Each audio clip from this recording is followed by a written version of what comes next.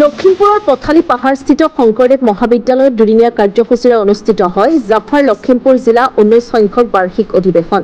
সেই উদ্দেশ্যে পুৱা পতাকা উত্তোলন কৰে জাফাৰ কেন্দ্ৰীয় সমিতিৰ মুখ্য সাংগঠনিক সম্পাদক কুশল শইকীয়াই। শনিবাৰে বিয়লি জাফাৰ কেন্দ্ৰীয় সমিতিৰ কাৰ্যকৰী সভাপতি পংকজ ডেকাই সভাপতিত্ব কৰা মুকলি সভা উদ্বোধন কৰে জাফাৰ কেন্দ্ৰীয় সমিতিৰ সম্পাদক প্ৰধান কুঞ্জমোহন ৰায়ে।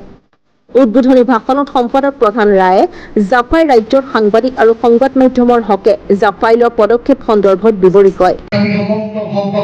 বিশিষ্ট মানৱ অধিকাৰ কৰ্মী ডক্টৰ দিব্যজ্যোতি শইকীয়া ডাঙৰীয়া প্ৰমুখে আজিৰ এই অনুষ্ঠানত উপস্থিত থকা বিশিষ্ট দল সংগঠনৰ নেতৃবৃন্দ, অনুষ্ঠানত উপস্থিত থকা বিভিন্ন সংবাদ মাধ্যম সংবাদ প্ৰতিষ্ঠানৰ পৰা অহা শ্ৰদ্ধাৰ সতীৰ্থ সাংবাদিকসকল আৰু উপস্থিত ৰাইজ, অনুষ্ঠানৰ উদ্বোধনী ভাষণৰ আৰম্ভণিতে জাৰ্নেলিষ্ট এছ'চিয়েশ্যন ফৰ আছাম সমগ্ৰ জাফাৰ তৰফৰ পৰা আপোনালোক সকলোকে সংগ্ৰামী অভিনন্দন আৰু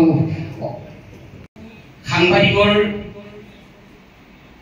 নীতিবাচক দিশে আমাৰ সমাজক কলুষিত কৰি আহিছে। ইয়াৰ এটা কাৰণ ইতিমধ্যে সন্মানীয় ডক্টৰ দিব্যজ্যোতি শইকীয়া ডাঙৰীয়াই উল্লেখ কৰিছে। সেয়া হৈছে আচলতে সাংবাদিক এজন বিশেষজ্ঞ নহ'লেও তেখেতৰ পৰা নলেজ বিডিএছ হ'ব লাগে। সভাত বিশিষ্ট অতিথি হিচাপে উপস্থিত থাকে যুক্তিবাদী চিন্তাবিদ, আন্তঃৰাষ্ট্ৰীয় খ্যাতিসম্পন্ন ৰাষ্ট্ৰীয় মানৱ অধিকাৰ তথা সমাজকৰ্মী ডক্টৰ দিব্যজ্যোতি শইকীয়া। আমি সাংবাদিক, মই এজন activist.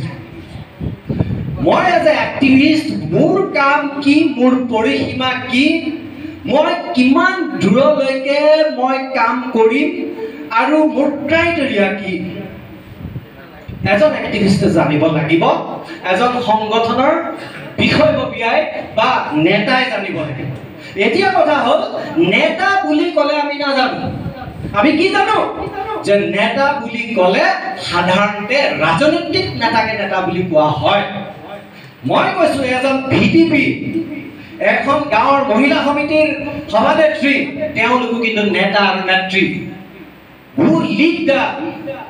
who lead the society, যি লিড কৰে, যি নেতৃত্ব প্ৰদান কৰে, তেওঁলোক হ'ল লিডাৰ।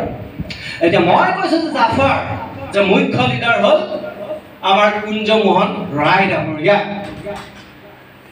হয়তো বহুতে বেয়া কথাও কৈছে, বেয়াকেও কৈছে, কিন্তু মই পজিটিভ দিশত যিখিনি দেখা পাইছো যে বিভিন্ন ভাল ভাল অনুষ্ঠান কৰিছে, প্ৰেৰণা দিছে জাফাই।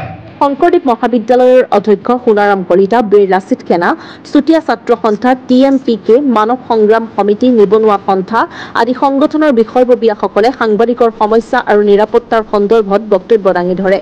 অতি স্পষ্টভাৱে একাংশ নৱাগত সাংবাদিকৰ অধ্যয়নৰ অভাৱৰ কথা ব্যক্ত কৰাৰ লগতে ডক্টৰ দিব্যজ্যোতি শইকীয়াই সাংবাদিক বা সমাজকৰ্মীৰ নিজ নিজ দায়িত্ব আৰু দায়বদ্ধতা সন্দৰ্ভত সাৱলীলভাৱে আগবঢ়োৱা বক্তব্যক জাফাৰ উপসভাপতি সাংবাদিক বাবু ৰাভা হাকাচামকে আদি কৰি উপস্থিত সকলোৱে শলাগ লয়।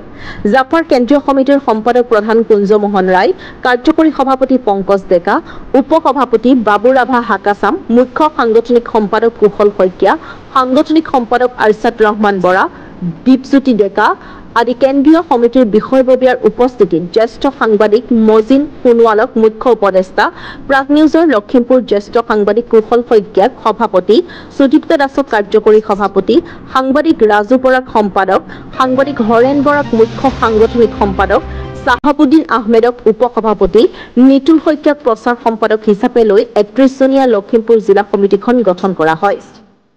বিশেষ প্ৰতিনিধি লখিমপুৰ। এছ'চিয়েশ্যন ফৰ আছাম চমুকৈ জাফা লখিমপুৰ জিলা সমিতি নতুনকৈ আজি গঠিত হ'ল।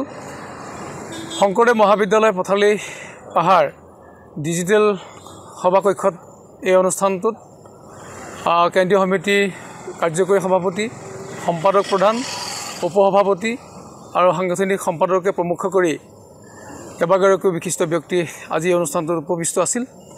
আৰু এই অভাজনক পুনৰ লখিমপুৰ জিলা সমিতি সভাপতি দায়িত্ব অৰ্পণ কৰিছে আৰু ৰাজু বৰাক সম্পাদককে লৈ প্ৰায় 34জনীয়া কমিটি আমাৰ ইতিমধ্যে গঠন হ'ল আৰু এই সমিতিখনে অনাগত দিনত ৰাইজৰ তথা বিভিন্ন সমস্যাৰ লগত জড়িত হৈ আমি সংবাদকৰ্মী হিচাপে সকলোৰে সমিল কাম কৰি যাম বুলি আমি প্ৰতিশ্ৰুতিবদ্ধ হৈছোঁ অন্যথা মই কেন্দ্ৰীয় সমিতিৰ মুখ্য সাংগঠনিক সম্পাদকৰ দায়িত্বত আছোঁ আশা ৰাখিছোঁ সকলোৰে সহযোগিতাত আমি পুনৰ অহা 3টা বৰ্ষৰ কাৰণে নতুন সমিতিয়ে কাৰ্যকৰী হোৱাকৈ আমি অনুষ্ঠানভাগী আগবঢ়াই যাম বুলি অনুভৱ কৰিছোঁ